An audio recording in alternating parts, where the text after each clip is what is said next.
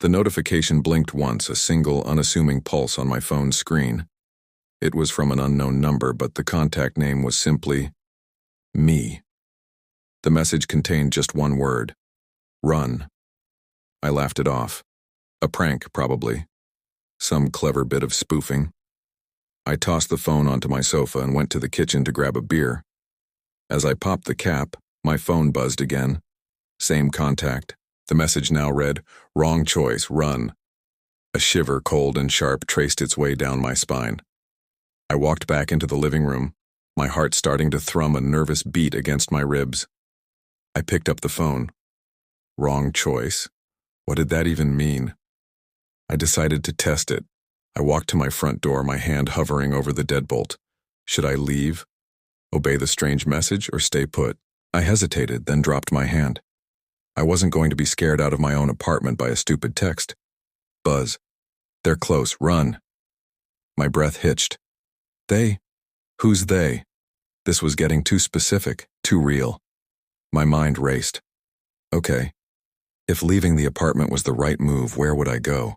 The fire escape outside my bedroom window. Too exposed. The underground garage.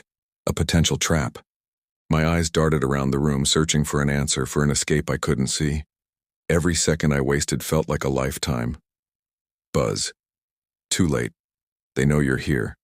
Run. Panic flared in my chest, hot and suffocating. This wasn't a prank. The messages were reacting to my thoughts, my decisions, my indecision.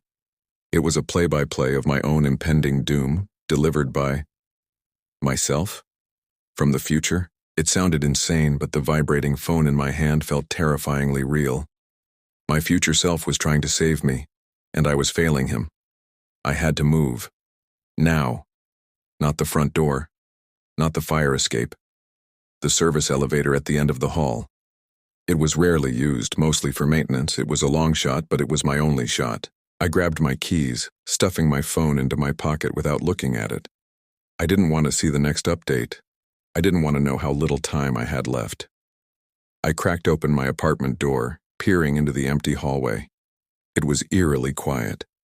I slipped out, my sneakers silent against the cheap carpet. Every shadow seemed to stretch, to writhe in my peripheral vision. I reached the service elevator and jabbed the down button. The old machinery groaned to life somewhere in the building's guts. It was slow, agonizingly slow. Come on, come on. The elevator doors scraped open with a shudder. I jumped inside, pounding the button for the garage level. As the doors began to close, I saw them. Two figures dressed in dark, nondescript suits rounding the corner at the far end of the hall. They moved with an unnatural speed, their faces blank, their eyes fixed on me. The doors slid shut, just as they broke into a full sprint. My pocket buzzed violently. I pulled out my phone, my hand trembling. The message had changed again. It was no longer a command, but a statement. A final, chilling update from a timeline that had just been erased. They have you. But they didn't. Not yet. The elevator was moving, descending into the dark belly of the building. I was still alive, still free. I looked at the phone, at the message from the me that had just been caught. He had made a different choice. He had hesitated for a second too long. His timeline was over. But mine was just beginning. I stared at the screen, and with a surge of adrenaline-fueled clarity, I began to type a reply to my future, captured self. A message to a ghost. I typed, "Not this time." I hit send. The elevator jolted to a stop. The doors opened onto the cold, damp concrete of the parking garage. It was time to run. And I wouldn't stop until I understood who was hunting me and why. My phone buzzed again. A new message. From me. Good. Now, listen carefully. The game had changed. I wasn't just running anymore. I was fighting back.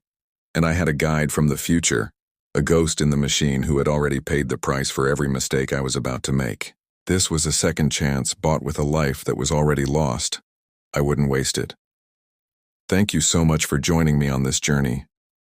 If you love stories that mess with your head, make sure to hit that like button and subscribe so you don't miss the next chapter of this timeline-bending adventure. Drop a comment below and let me know what you think I should do next. See you in the next one.